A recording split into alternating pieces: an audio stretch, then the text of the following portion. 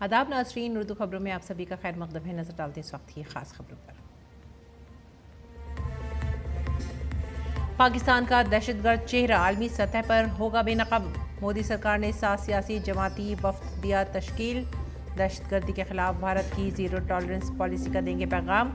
Opposition जमातों को भी मिली नुमाइंदगी।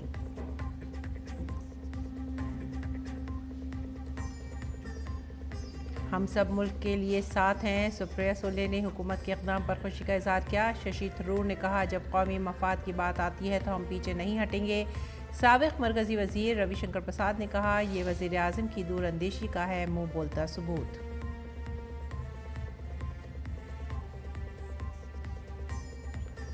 दहशतगर्दी के खिलाफ NIA को मिली बड़ी कामयाबी। जकार्ता से लौट रहे ISIS स्लीपर सेल के 2 मफरूर दहशतगर्द मुंबई एयरपोर्ट से गिरफ्तार। दोनों दहशतगर्द 2023 में पुणे में IED बनाने और टेस्ट करने के मामले में पुलिस को थे मतलूब।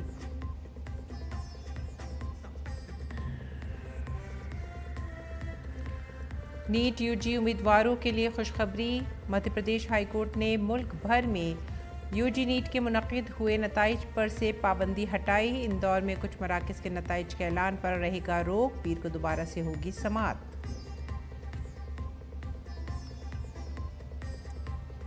दिल्ली म्यूनसिपल कॉरपोरेशन में आम आदमी पार्टी को बड़ा झटका। कौंसलर हेमचंद्र गोयल की क़यादत में 13 कौंसलरों ने पार्टी छोड़कर इंदिराप्रस्थ विकास पार्टी के नाम से तीसरा महाज बनाने का किया फैसला।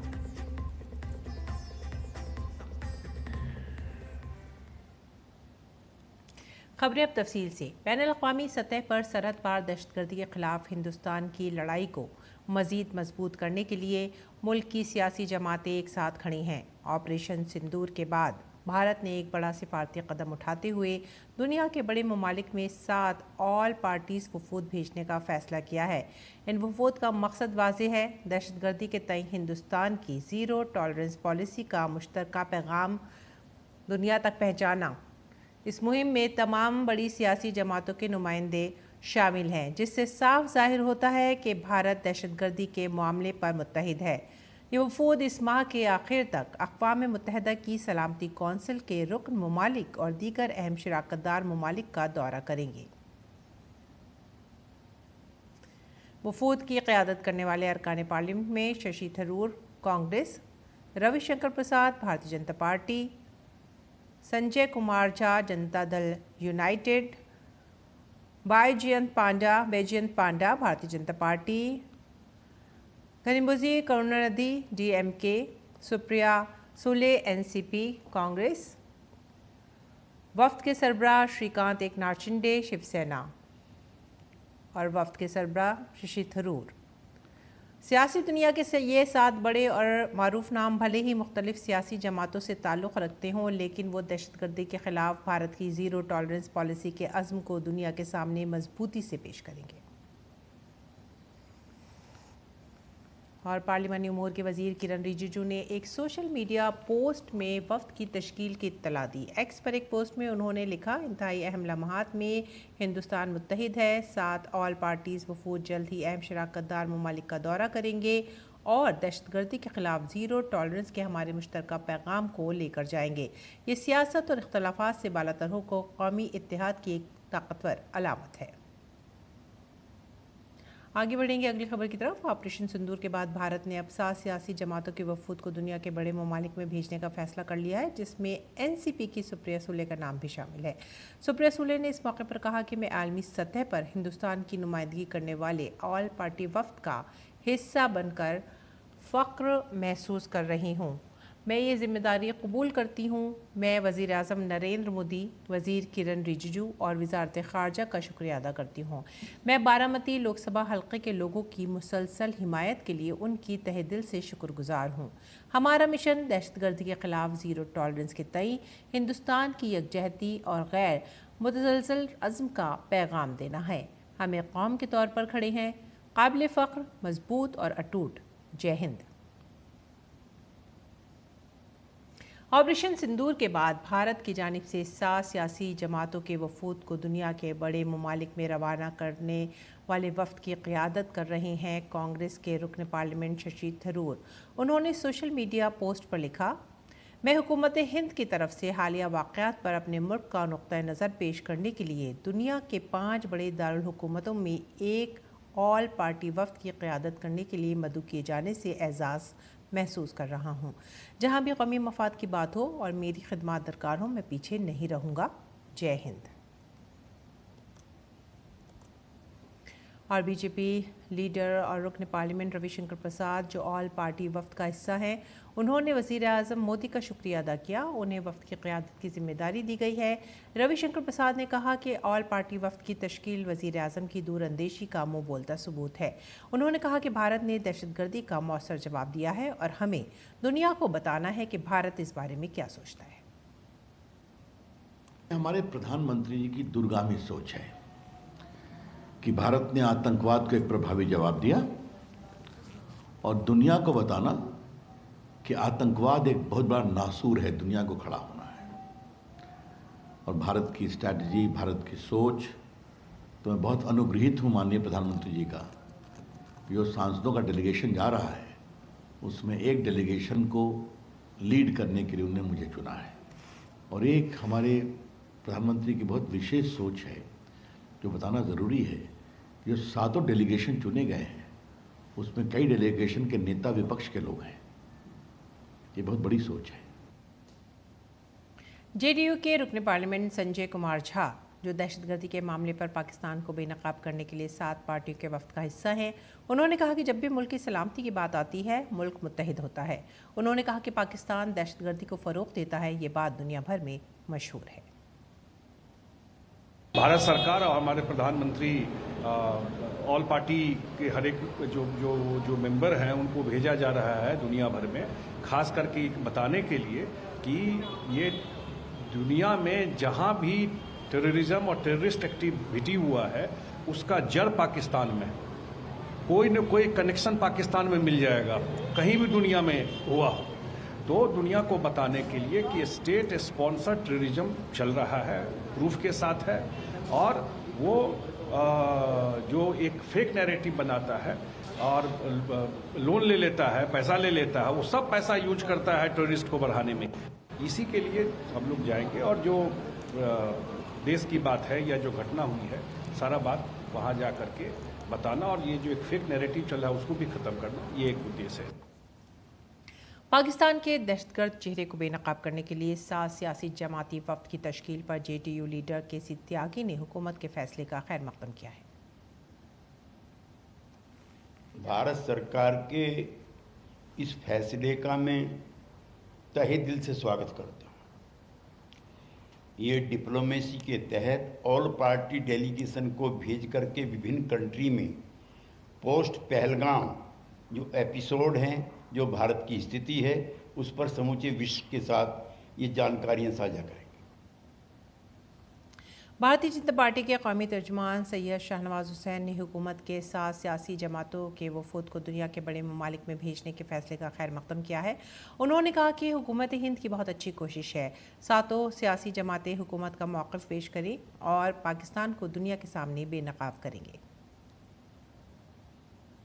बहुत अच्छा प्रयास है भारत सरकार का।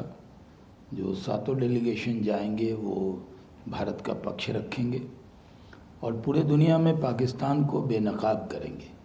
ये पाकिस्तान जो आतंकिस्तान बन गया है, जिसने आतंक की फैक्ट्री खोल ली है और स्टेट स्पॉन्सर टेररिज्म है उनका, वहाँ की ISI, वहाँ की सेना और वहाँ की आर्मी, इनका पूरा गठजोड़ है और जिन्होंने भारत के अंदर बहुत बड़ी साजिश की और उसका जवाब भी दिया गया। तो पूरे दुनिया में भारत का पक्ष पहले भी गया है, जब देश के प्रधानमंत्री जी ने देश को संबोधित किया भी ये पक्ष पूरे दुनिया में गया। अब जब ये डेलीगेशन जाएगा तो ये मेंबर पार्लियामेंट का डेलीगेशन है, ये भी जाकर अपने इस पक्ष को वहाँ रखेगा। बीजेपी ने आलमी प्लेटफॉर्म पर पाकिस्तान को घेरने के लिए मरकजी हुकूमत की तैयार करदा सिफारतकारी का खैर मकदम किया है। बीजेपी के रुकन पार्लियामेंट परवीन खंडेलवाल ने कहा है कि हिंदुस्तान का बड़ा सिफारती फैसला है। उन्होंने कहा कि दुनिया में हिंदुस्तान को जो भरपूर हिमायत मिल रही है उसमें मजीद इजाफा होगा।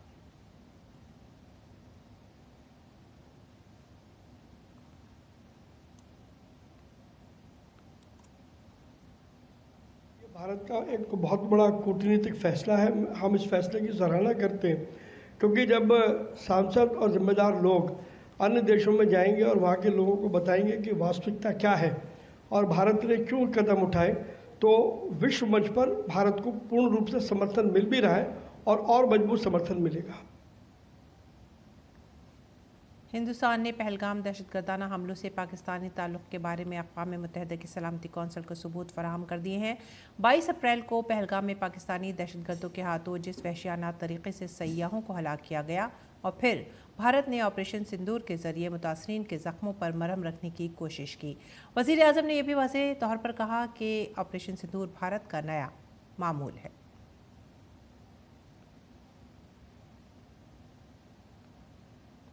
ब्राज़ील के दौरे पर पहुंचे मरकज़ी वज़ीर ट्रांसपोर्ट नितिन गडकरी ने साओ पाउलो में मुतहरिक भारतीय बाशिंदों से बातचीत की। मरकज़ी वज़ीर ने NRIs के साथ आलमी सतह पर भारत की काबिल ज़िक्र पेशरफ्त, मजबूत इक़्तिसादी तरक्की और बैनुल-अक़वामी शराकतदारी और तोसी के लिए आलमी मेयार के बुनियादी ढांचे के बारे में तबादला ख्याल किया। इस दौरान उन्होंने NRI के साथ बायोफ्यूल, ग्रीन हाइड्रोजन, साफ तवानाई और फ्लैक्स फ्यूल मोबिलिटी के बेपनाह इम्कानात के बारे में भी बातचीत की। NIA ने महाराष्ट्र के पुणे में कल अदन दाइश दहशतगर्द तंजीम के स्लीपर मॉड्यूल के 2 मफरूर अरकान को गिरफ्तार किया है। मुंबई इंटरनेशनल एयरपोर्ट के टर्मिनल 2 से इमिग्रेशन ब्यूरो ने 2 अफराद को गिरफ्तार किया। इन लोगों के खिलाफ 2023 में IEDs की तैयारी और जांच से मुतालिक एक केस में गैर जमानती वारंट जारी किया गया था। मुलज़मान अब्दुल्ला फयाज शेख उर्फ डायपरवाला और तलहा खान को उस वक्त गिरफ्तार किया गया जब वो इंडोनेशिया के शहर जकार्ता से भारत वापस लौटने की कोशिश कर रहे थे। NIA ने दोनों दहशतगर्दों पर 3-3 लाख रुपए का इनाम का ऐलान किया था।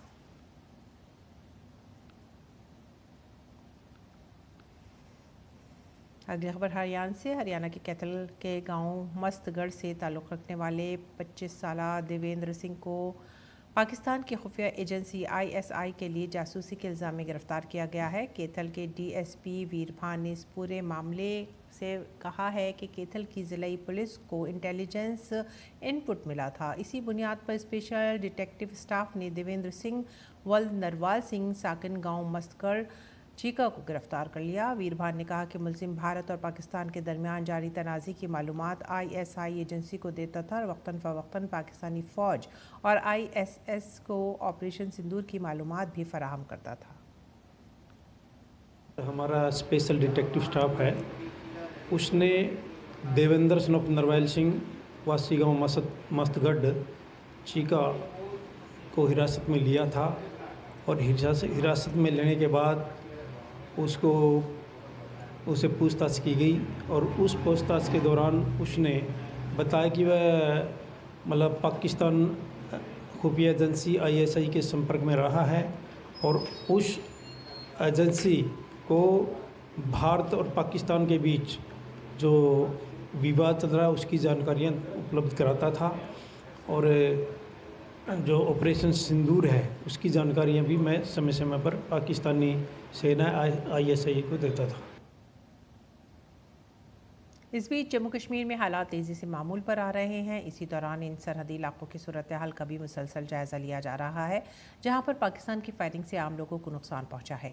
इसी सिलसिले में जम्मू कश्मीर के लेफ्टिनेंट गवर्नर मनोज सिन्हा ने कुपवाड़ा के तंगधार सेक्टर में सरहदी इलाके का दौरा किया। लेफ्टिनेंट गवर्नर ने पाकिस्तानी फ़ौज की बिलाश्ताल फायरिंग से होने वाले नुकसान का जायज़ा लिया, मकामी लोगों से बात की और उनके मसाइल सुने और हुकूमत की तरफ से फराहम की जाने वाली मदद के बारे में मालूमात हासिल की। यहाँ एडवर्सरी के द्वारा जो सेलिंग हुई है उससे काफ़ी लोगों के घर और कमर्शियल प्रॉपर्टी डैमेज हुई है। आज प्रशासन के अपने सीनियर ऑफिसर के साथ मैंने उसको विजिट भी किया है, देखा है अपनी आंखों से, यहाँ के लोगों से इंटरेक्शन करके उनकी समस्याओं को समझने की कोशिश की है। एक तो प्रशासन के अपने साथियों का मैं बहुत आभारी हूँ जिन्होंने बहुत कठिन परिस्थिति में भी सदैव मौके पर डटे रहे और आवाम को कोई कठिनाई न हो, इसका उन्होंने भरपूर प्रयास किया। प्रशासन ने आकलन कर लिया है और उस आकलन के आधार पर जो अविलंब सहायता दी जा सकती थी वो दे दी गई है। आम लोगों से मुलाकात के बाद लेफ्टिनेंट गवर्नर ने फौजी जवानों से भी मुलाकात की। उन्होंने भारत के तई सिपाहियों की बहादुरी, हिम्मत और लगन को सलाम किया। लेफ्टिनेंट गवर्नर ने कहा कि पूरी दुनिया ने भारतीय मुस्लिम अफवाज की बहादुरी देखी है, जिसकी वजह से दुश्मन मुल्क पूरी दुनिया के सामने फरियाद करने लगा। पाकिस्तान में ऐसी कोई चीज़ नहीं है जो भारतीय फौज की पहुंच से बाहर हो।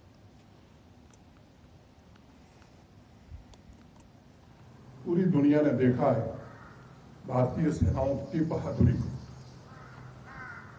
और तब वो पूरी दुनिया में घूम घूम करके गुहार लगाना शुरू किया उसने। हम युद्ध के समर्थक कभी नहीं हैं, हम शांति से जीना चाहते हैं। आज दुनिया की हम 5वीं बड़ी अर्थव्यवस्था है और कुछ दिनों में 4थी बड़ी अर्थव्यवस्था बनना चाहते हैं। हम एक विकसित भारत का सपना लेकर के चल रहे हैं, लेकिन पड़ोसी जो है वो केवल कर्ज के आधार पर मानवता को ही समाप्त करने पर उतारू है। मैं समझता हूँ कि जो जवाब दिया गया है शायद उससे सबक मिल गई होगी। पाकिस्तान के अंदर ऐसा कुछ भी नहीं है जो भारत की सेनाओं के जद में नहीं है। मैं फिर से आप सबकी बहादुरी को, आप सबके शौर्य और पराक्रम को और भारत माता के प्रति आपकी निष्ठा को सलाम करता हूँ। ऑपरेशन सिंदूर के दौरान भारत ने पाकिस्तान के छक्के छुड़ा दिए। भारतीय फौज की जहानत और हिकमत अमली ने दुश्मन मुल्क को घुटने टेकने पर मजबूर कर दिया। भारत ने अपने ताकतवर ब्रह्मोस मिसाइल को छुपाने के लिए डमी तैयारों का इस्तेमाल किया, जिससे पाकिस्तान चकमा खा गया और भारत ने अपना हदफ हासिल कर लिया। भारत यके बाद दिगरे दहशतगर्दों के ठिकाने तबाह करता रहा और पाकिस्तानी फिजाइयात देखती रही। दुश्मन ने भारत के इन डमी तैयारों को गलतफहमी में रखा, जो पाकिस्तान की फ़िज़ाई हदूद में हकीकी लड़ाका तैयारा बनकर दाखिल हुए और इसके रडार और मिसाइल डिफेंस सिस्टम को फ़ाल कर दिया। भारतीय फ़िज़ाइया इसी का इंतज़ार कर रही थी। फ़िज़ाइया ने पाकिस्तान के कीमती मिसाइल डिफेंस सिस्टम की लोकेशन मालूम कर ली थी। उसके बाद भारत ने ब्रह्मोस मिसाइल से पाकिस्तानी एयरबेस पर तबाही शुरू कर दी। डमी तैयारों ने पाकिस्तान के फ़िज़ाई दिफा को तवील अरसे तक मसरूफ़ रखा। पाकिस्तान एयरफोर्स ने अपने HQN air defence missile system launchers और रडार्स का पूरा सेट मुख्तलिफ मकामात पर तैनात कर रखा था। जैसे ही ये फ़ाल हुए, भारतीय फ़ौज को उनका मकाम मिल गया। इसी दौरान भारत ने पाकिस्तान पर 15 ब्रह्मोस मिसाइलों से हमला किया। भारत की कार्रवाई में पाकिस्तान के 11 एयरबेस तबाह हो गए। आखिरकार पाकिस्तान के वज़ीर-ए-आज़म शहबाज शरीफ ने कबूल किया है कि भारत ने नूर खान एयरबेस समेत उसकी कई तंसीबात को बैलिस्टिक मिसाइलों से तबाह किया है। उन्होंने भारत के हमलों की जिम्मेदारी कबूल कर ली है। वज़ीर-ए-आज़म शहबाज शरीफ ने कहा है कि 9 और 10 मई की दरमियानी शब तकरीबन 2:30 बजे जनरल सैयद आसिम मुनीर ने मुझे सिक्योर लाइन पर फ़ोन किया और बताया कि भारत के बैलिस्टिक मिसाइल नूर खान एयरबेस और कुछ दीगर इलाकों पर गिरे हैं।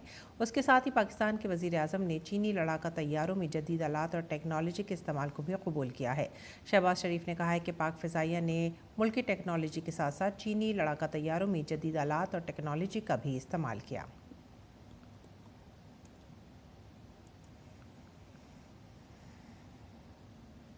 और आइए एक बार फिर से एयर मार्शल AK भारती का 12 मई का बयान सुनते हैं, जब उन्होंने भारत की जानिब से नूर खान एयरबेस की तबाही की इत्तला दी थी।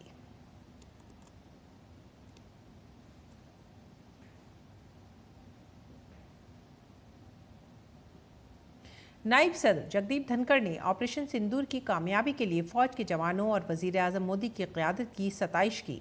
उन्होंने कहा कि फ़ौज ने लश्कर-ए-तैयबा और दीगर दहशतगर्द तंजीमों के हेडक्वार्टर पर हमला किया, जिसे दुनिया ने भी देखा। उन्होंने कहा कि एक ऐसी कार्रवाई है जिसमें आम शहरियों को कोई नुकसान नहीं पहुंचा। धनखड़ आज भारत मंडपम में जयपुरिया इंस्टीट्यूट ऑफ मैनेजमेंट के सालाना कॉन्वोकेशन से खिताब कर रहे थे। My salutations to our armed forces and visionary leadership of Prime Minister Narendra Modi for remarkable success of ongoing Sindoor operation. It was a remarkable retaliation befitting our ethos of peace and tranquility to the barbarity that happened on April 22, Pahalgam, deadliest attack on our civilians since 2008 Mumbai attacks. The Prime Minister of the country, Shri Narendra Modi, sent a message from India's heartland, Bihar, to the entire global fraternity. Those were not empty words. The world has now realized. तरक्की के बारे में बात करते हुए नायब सदर जगदीप धनखड़ ने कहा कि भारत दुनिया का एक ऐसा मुल्क है जहां सरमायाकारी के बेपनाह मौक़े हैं।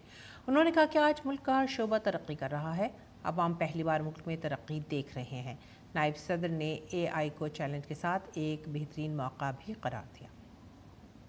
Accessibility and affordability of education for all in democracy is fundamental. Democracy cannot blossom, cannot be nurtured if there is no education available. But that education has to be quality education. That education has to be beyond getting credentials of degrees. My message to corporates: invest in education. If you invest in education, you are investing in your future. You are investing also for growth of your industry. You are investing for skill. You are investing for national gain. दीगर खबरों में Delhi municipal corporation में आम आदमी party को बड़ा झटका लगा है। हफ्ते को काउंसलर हेमचंद गोयल की क़ियादत में तकरीबन 13 काउंसलर की मीटिंग हुई और इसमें कई अहम फैसले लिए गए। तमाम काउंसलरों ने तीसरा महाज बनाने का फैसला किया, जिसकी क़ियादत मुकेश गोयल को देने का फैसला किया गया। नई पार्टी इंद्रप्रस्थ विकास पार्टी के नाम से बनाई जाएगी। फ़िलहाल बीजेपी के 117 मेंबरान हैं और आप के 113 मेंबरान हैं, जबकि कांग्रेस के पास 8 काउंसलर हैं। इस नए तीसरे महाज का नाम इंद्रप्रस्थ विकास पार्टी रखा गया है। इनमें हिमांचंद गोयल, दिनेश भारद्वाज, हिमानी जैन, उषा शर्मा, साहिब कुमार, राखी कुमार, अशोक पांडे, राजेश कुमार, अनिल राणा, देवेंद्र कुमार और हिमानी जैन के नाम शामिल हैं। अभी पिछले महीने दिल्ली म्यूनिसिपल कॉरपोरेशन के इंतखाबात हुए थे, जिसमें बीजेपी ने कामयाबी हासिल की थी। बीजेपी काउंसलर राजा इकबाल सिंह दिल्ली के नए मेयर बन गए। मेयर के इंतखाबात में उन्हें 133 वोट मिले, जबकि कांग्रेस उम्मीदवार मनदीप को सिर्फ 8 वोट मिले। आम आदमी पार्टी ने मेयर इंतखाबात का बायकॉट किया। ऑपरेशन सिंदूर के एजाज में निकाली जाने वाली तिरंगा यात्रा मुल्क भर में धूम मचा रही है। आइए देखते हैं इससे जुड़ी खबरें।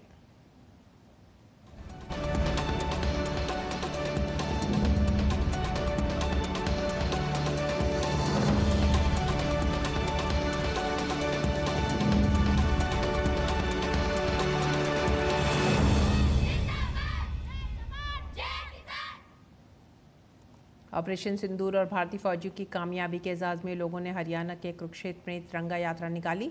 इस तिरंगा यात्रा में बड़ी तादाद में मकामी लोग और बीजेपी लीडरों के साथ रियासत के वज़ीर आला नायब सिंह सैनी ने भी शिरकत की। इस दौरान वज़ीर आला नायब सिंह सैनी ने कहा कि पूरा मुल्क फ़ौज के जवानों के साथ खड़ा है। भारतीय फौज की बहादुरी को खिराज पेश करने के लिए यूपी के ज़िला बलरामपुर में तिरंगा यात्रा का इनेकाद किया गया। बीजेपी अवध के इलाकाई सदर कमलेश मिश्रा और ज़िले के तमाम बीजेपी MLAs समेत ख़वातीन, ताजिर और मकामी लोगों की बड़ी तादाद ने तिरंगा यात्रा में हिस्सा लिया। रमना पार्क से शुरू होने वाली तिरंगा यात्रा पूरे शहर का चक्कर लगाकर वीर विनय चौक पर शहीद वीर विनय के मुजस्मे के सामने मुल्क की यकजहती और सालमियत का अहद लेकर इख्तिताम पजीर हुई। तिरंगा यात्रा में शामिल लोगों ने कहा कि फ़ौज के जवानों की बहादुरी और कुर्बानियों को कभी फरामोश नहीं किया जा सकता। यात्रा में शामिल ख़वातीन ने कहा कि ऑपरेशन सिंदूर की कामयाबी ने तमाम भारतीय लोगों का सर फ़ख्र से बुलंद कर दिया है। अहमदाबाद गुजरात में भी ऑपरेशन सिंदूर की कामयाबी और हिंदुस्तानी फ़ौज की बेमिसाल हिम्मत को खिराज तहसीन पेश करने के लिए तिरंगा यात्रा का एहतमाम किया गया। गुजरात के वज़ीर आला भूपेंद्र पटेल ने बीजेपी के दीगर कारकुनों के साथ तिरंगा शौर्य सम्मान यात्रा की क़यादत की। राजस्थान के कोटा में ऑपरेशन सिंदूर की कामयाबी और हिंदुस्तानी फ़ौज की बेमिसाल हिम्मत, बहादुरी और बहादुरी के एजाज़ में तिरंगा यात्रा का एहतमाम किया गया। प्रोग्राम का इफ्तिताह लोकसभा स्पीकर ओम बिरला ने किया। इस तकरीब का इनेकाद सिटीज़न प्रोग्राम बराए कौमी सलामती के तहत किया गया, जिसमें अवामी नुमाइंदों, समाजी तंजीमों, नौजवानों, ख़वातीन की ताकतों समेत हज़ारों शहरियों ने शिरकत की। इस मौके पर लोकसभा स्पीकर ओम बिरला ने कहा कि ये तकरीब सिर्फ एक रैली नहीं बल्कि कौमी फ़ख्र का ज़िंदा इजहार है। उन्होंने कहा कि जब भी तिरंगा लहराता है तो हमारी रूह, शनाख्त और क़ुरबानी की रिवायत भी लहराती है। ये तिरंगा हमें उन हीरोज़ की याद दिलाता है जिन्होंने सरहद पर कौम के लिए अपना सब कुछ कुर्बान कर दिया। ऑपरेशन सिंदूर की कामयाबी का जश्न मनाने के लिए मुल्क भर में तिरंगा यात्रा निकाली जा रही है। भारतीय फौज की बहादुरी और बहादुरी को खिराज अकीदत पेश करने के लिए उत्तर प्रदेश के चित्रकूट में भी तिरंगा यात्रा निकाली गई, जिसमें मुख्तलिफ समाजी तंजीमों, तलबा, एनसीसी कैडेट्स और साबिक फौजियों ने कसीर तादाद में शिरकत की। इसी के साथ ही आप हमारी पूरी टीम को दीजिए इजाज़त।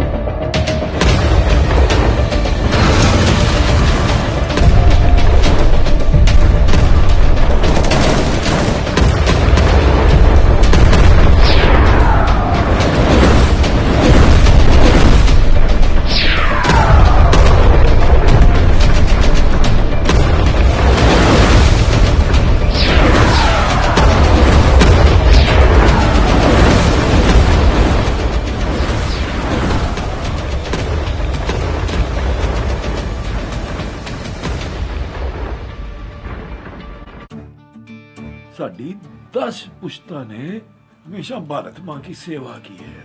मैं ठीक से चल नहीं सकता ना, मेरी इस कमी की वजह से मेरा फौज में जाने का सपना अधूरा ही रह गया। मेरा सपना ये पूरा करेगा, पूरी तैयारी करवाऊंगा फौजी पढ़ने की।